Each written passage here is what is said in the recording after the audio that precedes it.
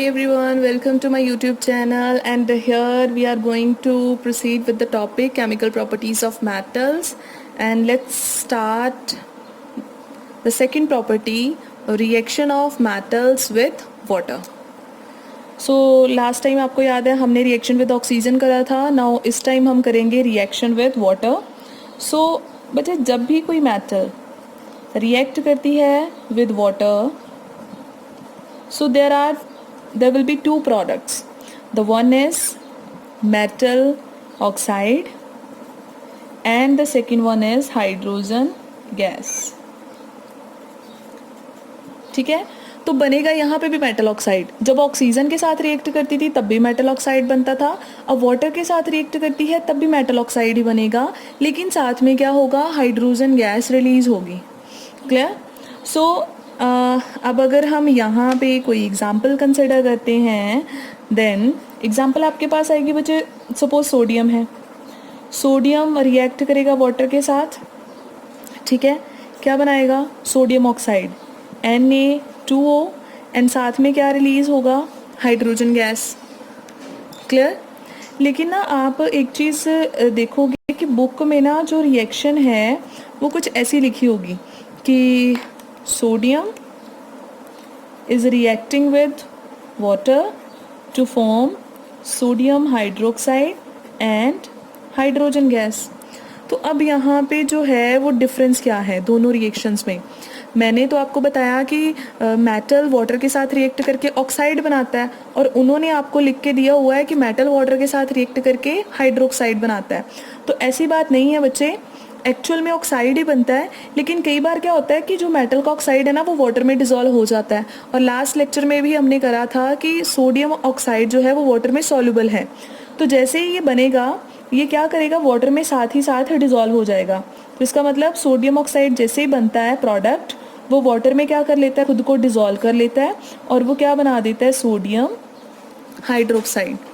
सो इसका मतलब अगर इस पूरी प्रोसेस को हमने दो स्टेप्स में लिखना है तो दो स्टेप्स में क्या होगा, firstly sodium is reacting with water to form sodium oxide and hydrogen gas, and second step में क्या हो रहा है, the sodium oxide so formed will react with water to form sodium hydroxide. और अगर दोनों प्रोसेस को ओवरऑल एक ही स्टेप में लिखना है तो हम बोलेंगे sodium reacts with water to form sodium hydroxide and hydrogen gas. Clear हो गया आपको इतना? तो सिमिलरली अगर बच्चे आप अनदर कोई एग्जांपल लेते हो, सपोज मैग्नीशियम की, तो मैग्नीशियम जब वाटर के साथ रिएक्ट करेगा तो क्या बनाएगा, ऑक्साइड बनाएगा या हाइड्रोक्साइड बनाएगा. मैग्नीशियम का ऑक्साइड भी क्या होता है, वाटर में सॉल्युबल होता है. तो हम डायरेक्टली लिखते हैं it will form magnesium hydroxide and hydrogen gas. Clear? अच्छा, उसके बाद में हम सपोज आयरन का एग्जांपल ले लेते हैं. आयरन जो है वो वाटर के साथ रिएक्ट कर रहा है, वो क्या बनाएगा, आयरन अपना ऑक्साइड बनाता है Fe3O4. ठीक है, ये आयरन के दोनों ऑक्साइड का मिक्सचर होता है, ferrous oxide and ferric oxide, दोनों को मिक्स करके ये वाला ऑक्साइड बनता है. तो जब आयरन ने वाटर के साथ रिएक्ट करा तो ये ऑक्साइड बन गया, साथ में क्या रिलीज होगी, हाइड्रोजन गैस. अब इस केस में जो है आपके पास हाइड्रोक्साइड नहीं बनेगा, कभी भी नहीं बनेगा. क्यों नहीं बनेगा, because the iron oxides are insoluble in water. Why? Because iron oxide is insoluble in water. तो अगर वो वाटर में डिसॉल्व ही नहीं हुआ तो वो अपना हाइड्रोक्साइड कैसे बनाएगा. क्लियर हो गया? सो बेसिकली हमारे पास मेटल ऑक्साइड ही बनता है ड्यूरिंग द रिएक्शन, लेकिन अगर मेटल का ऑक्साइड वाटर में सॉल्युबल हो तो वो हाइड्रोक्साइड बना देता है. होप आपको ये क्लियर हो गया होगा. ओके, देन अब हम डिस्कस करते हैं अबाउट रिएक्टिविटी. ठीक है, कि कौन इजीली रिएक्ट करता है, कौन मतलब उसको बहुत टाइम लगता है रिएक्ट करने में. तो यहाँ पे बेटा आप देख सकते हो, अगेन आपको एक चीज़ तो क्लियर है ही, वो क्या है कि sodium and potassium these are highly reactive. Why these are highly reactive? क्योंकि ये तो नॉर्मली भी हम सोडियम और पोटेशियम जो है अगर उनको रखते हैं, अगर वो कहीं भी थोड़ा बहुत मॉइस्चर के कांटेक्ट में आएंगे तो वो फायर कैच कर लेते हैं, मतलब इतना इजीली रिएक्ट कर जाते हैं. ठीक है। तो फायर कैच कैसे करते हैं कि देखो इन्होंने रिएक्ट करके हाइड्रोजन गैस रिलीज करी, और आपको पता है hydrogen gas inflammable in nature है, ये फायर कैच कर लेता है। तो रिएक्शन के ड्यूरिंग इतना हीट प्रोड्यूस होता है कि हाइड्रोजन गैस उसी टाइम क्या करती है, उसको आग लग जाती है। तो इसीलिए सोडियम एंड पोटेशियम को हम कहाँ स्टोर करते हैं, इन कैरोसिन ऑयल। ये आपको क्वेश्चन है ना, why we store sodium and potassium in kerosene oil? So reason is they can vigorously react with oxygen as well as with water to catch fire, and that's why we are used to preserve these metals in kerosene oil. Hope it is clear. Okay, sodium potassium तो बहुत easily react कर जाते हैं, है ना। और उसके बाद में अगर हम बात करें कैल्शियम की, तो वो भी रिएक्टिव है, वो कोल्ड वाटर के साथ ही रिएक्ट कर जाता है, ठीक है, ठंडे पानी के साथ ही रिएक्ट कर जाएगा, मतलब रिएक्टिव बहुत ज़्यादा, लेकिन फायर कैच नहीं करता। ओके, सो फायर कैच नहीं करता लेकिन रिएक्टिव फिर भी है। और एक चीज़ और, जब आपके यहाँ पे जो कैल्शियम है जब वो वाटर के साथ रिएक्ट करेगा तो इसका ऑक्साइड भी सॉल्युबल है, तो ये भी क्या बनाएगा, calcium hydroxide, and it will release hydrogen.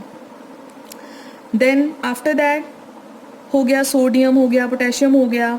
अब रही बात, सपोज आप नेक्स्ट एग्जांपल उठा लेते हो यहाँ पे मैग्नीशियम की। तो मैग्नीशियम क्या करता है, वो वाटर के साथ, कोल्ड वाटर के साथ नहीं रिएक्ट करता, उसको वाटर क्या चाहिए, हॉट चाहिए, समझ रहे हो, हॉट चाहिए। तो इसका मतलब इसकी रिएक्टिविटी क्या है, ज़्यादा है। तो ओवरऑल मैं आपको ये बता रही हूँ कि हमें मेटल्स की रिएक्टिविटी का पता चल जाता है कि कौन किस टेंडेंसी के साथ रिएक्ट करता है, ठीक है। तो मैं फिर से रिपीट कर रही हूँ, सोडियम एंड पोटेशियम, इन्होंने जैसे ही वाटर के साथ रिएक्ट करा, इन्होंने फायर कैच कर ली, सो अगेन प्रॉब्लमेटिक। देन हम बात करते हैं कैल्शियम की, तो कैल्शियम क्या करता है, कोल्ड वाटर के साथ भी रिएक्ट कर जाता है, ठीक है। उसके बाद में अगर हम बात करें मैग्नीशियम की, तो मैग्नीशियम कोल्ड वाटर के साथ नहीं रिएक्ट करता, उसको वाटर लिटिल बिट क्या चाहिए, हॉट चाहिए, फिर वो जाके रिएक्ट करेगा, ठीक है। तो इसका मतलब मैग्नीशियम की रिएक्टिविटी कैल्शियम के कंपैरेटिवली थोड़ी सी क्या है, कम है, क्योंकि उसको थोड़ी हमें हीट देनी पड़ रही है। देन एल्यूमिनियम, उसको भी हॉट वाटर चाहिए, फिर जाके रिएक्ट करेगा, ठीक है। तो उसके बाद में हमारे पास क्या है, लेकिन अगर हम बात करें बेटा आयरन की, तो आयरन जो है वो हॉट वाटर के साथ भी रिएक्ट नहीं करता, उसको चाहिए और ज़्यादा हीट, यानी वो स्टीम के साथ रिएक्ट करता है। स्टीम है तो वाटर ही, बट स्टीम क्या होता है, उसके पास से हीट काफ़ी ज़्यादा होती है, it is the vaporized form of water.